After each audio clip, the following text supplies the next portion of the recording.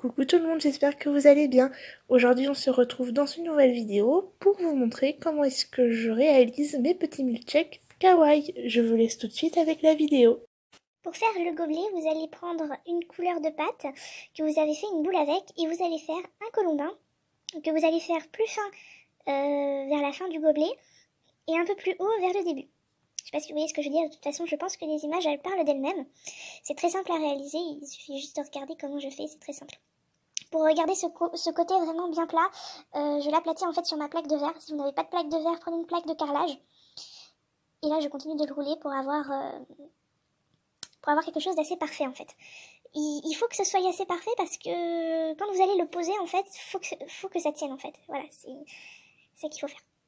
Ensuite, je vais prendre de la pâte translucide. Si vous n'avez pas de pâte translucide, vous pouvez prendre soit du blanc ou du blanc translucide si vous avez. Vous allez faire un colombin fin, pas trop fin non plus parce qu'il faut quand même réussir à le manipuler sans qu'il se casse. Donc ça, c'est à vous de voir après. Faut que ça soit entre le fin et le moyen en fait, voilà. Donc je sais pas si vous voyez sur la vidéo, mais c'est entre fin et moyen. C'est juste pile poil la bonne taille pour moi pour pouvoir le mettre sur le rebord de mon gobelet pour le milkshake. Vous verrez, c'est très simple à réaliser. Une fois qu'on a le coup de main, c'est très facile, vous verrez. Donc voilà, je le place bien. J'appuie un petit peu pour coller les pâtes entre elles.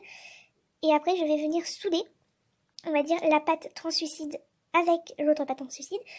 Et je vais aussi la souder avec la pâte bleue. Alors vous inquiétez pas pour l'état de la pâte bleue, hein. je vais passer une lingette pour bébé pour la nettoyer. Donc là je la remets en fait sur le haut pour pouvoir garder cet effet bien plat. Ensuite avec un douting tool très fin, je vais venir tracer les yeux. Si vous n'avez pas de douting tool fin, vous pouvez prendre un cure-dent. C'est exactement la même chose. Voilà, là je place mes yeux. Je les refais bien pour bien voir où est-ce que je les ai placés. Voilà, comme ceci. Et ensuite, je vais venir prendre de la pâte couleur chocolat. Alors moi, je prends couleur chocolat, mais vous n'êtes pas obligé de prendre cette couleur-là. Vous pouvez prendre du noir ou du blanc, si vous le souhaitez, c'est à vous de voir. Ou même une autre couleur, c'est vraiment vous qui décidez. Donc je vais faire un colombin assez fin. Attention, faut quand même pouvoir le manipuler, en fait, voilà. Donc là, je place mes deux petites boules dans les yeux, que j'ai tracées avant, avec le douting tool, et je vais venir, en fait, les aplatir un petit peu avec mon doigt, pour que ça se soude bien avec la pâte bleue. Et là, je fais pareil avec le gobelet rose, comme ceci. C'est vraiment très simple à réaliser. C'est pareil pour la bouche. Pour la bouche, je vais vous montrer comment je la réalise. C'est vraiment très très simple. Il faut que le colombin soit vraiment un peu plus fin que ce qui ne l'est là. Et ensuite, vous allez voir, mais là ah mince, je le rends un peu plus fin, voilà. Et là, je vais faire un U. Vous voyez, c'est vraiment très simple, hein. Je vais faire un U et je vais prendre mon scalpel et je vais le couper. Si vous n'avez pas de scalpel, prenez une lame, un cutter, etc. Ça marchera aussi. Et ensuite, je vais venir le placer entre les deux yeux, quoi, un peu en bas en fait. Voilà, pour faire un tout petit visage tout mignon. Voilà, je trouve que, franchement, je trouve que ça rajoute un petit charme de plus en fait. Voilà, donc là, je recommence, je vous remontre. Donc je fais un U comme ceci, je reprends mon scalpel et je coupe. C'est vraiment très très simple. Il suffit juste d'avoir la technique. Une fois que vous avez la technique, c'est très facile. Je le place. Bon alors, excusez-moi parce que des fois, je suis hors caméra, je suis désolée, j'ai pas encore l'habitude avec cet angle.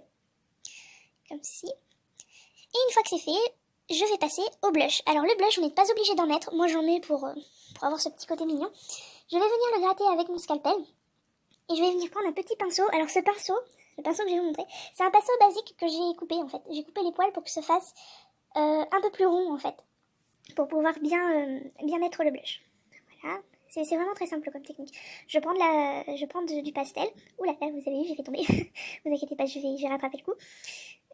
Je prends du pastel et juste à côté, en fait, j'appuie mon pinceau pour enlever l'excédent. Parce que si j'en mets trop, après, ça fait pas joli. Voilà, il faut rattraper le coup. Je fais pareil pour le deuxième et je vais faire cuire tout ça 30 minutes à 110 degrés. Attention, moi j'ai pris des pâtes quartz. Je vous conseille de le laisser entre 15 et 20 minutes grand maximum. Voilà, c'est ma petite astuce.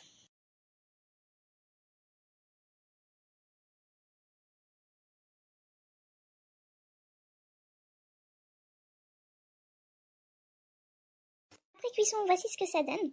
Donc je vais venir prendre de la pâte Burke, voilà, on va dire qui colle bien, pour placer mes deux petits milkshakes dessus, pour pouvoir mettre de la fausse chantilly. Alors une petite astuce avant que je ne continue, pour ne pas rater la cuisson des couleurs quartz, moi ce que je vous conseille c'est de préchauffer votre four, de mettre votre four à 100 degrés et à laisser votre création entre 15 et 25 minutes grand maximum et de jeter un coup d'œil à peu près toutes les 5 minutes pour voir si ça ne jaunit pas.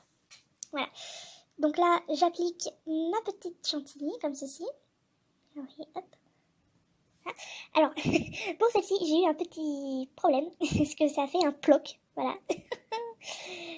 En fait, j'ai peut-être pas testé un peu plus. Ne vous inquiétez pas, j'ai un petit peu rafistolé tout ça, et puis j'ai rajouté de la crème par-dessus.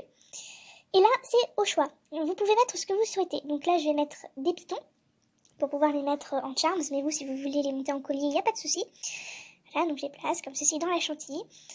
Je vais le faire aussi pour l'autre. Et après, vous pouvez vraiment laisser libre cours à votre imagination. C'est-à-dire que vous pouvez tout aussi bien mettre des petits vermicelles, vous pouvez mettre des petits cœurs, des petites fraises, etc. que vous avez fait en pâte polymère et qui est cuit. Vous pouvez mettre quoi d'autre aussi? Vous pouvez mettre des cannes, vous pouvez mettre des paillettes, vous pouvez mettre du faux sucre aussi, c'est vraiment à vous de voir. Vous pouvez mettre aussi du coulis, mais alors le coulis, je pense que ça serait peut-être mieux si vous attendez que la chantilly soit sèche, parce que là en fait elle est quand même assez liquide cette chantilly là. Donc moi ce que je vous conseillerais de faire c'est d'attendre. Donc là cette chantilly là j'ai déjà testé, il faut au minimum, au minimum il faut attendre 24 à 48 heures voire 72 heures pour vraiment que ce soit bien sec. Voilà, là je mets des petits confettis comme ceci. Je mets une tranche de canne, là c'est une canne nœud que je vous ai montré, voilà. Mais vous pouvez vraiment mettre ce que vous voulez, hein. Vous pouvez même faire des pailles en pâte polymère aussi, ça y a pas de souci, hein. C'est libre cours à votre imagination. Et ça c'est juste génial, quoi. Voilà, donc là j'ai rajouté des petits confettis comme ceci. Non, des petits vermicelles, excusez-moi. Pourquoi je dis confettis? Parce que ça ressemble peut-être à des confettis, je sais pas. Voilà. Mais après c'est vraiment à vous de voir, hein. Si vous voulez pas forcément mettre ça, vous pouvez tout aussi bien mettre du faux sucre et puis du coulis, hein, ça y a pas de souci. Donc là j'ai galéré à mettre le cœur en chocolat, hein, voyez. Donc voilà, c'est tout pour ce petit tuto, j'espère qu'il vous aura plu, je vous fais des gros bisous et je vous dis à la prochaine vidéo.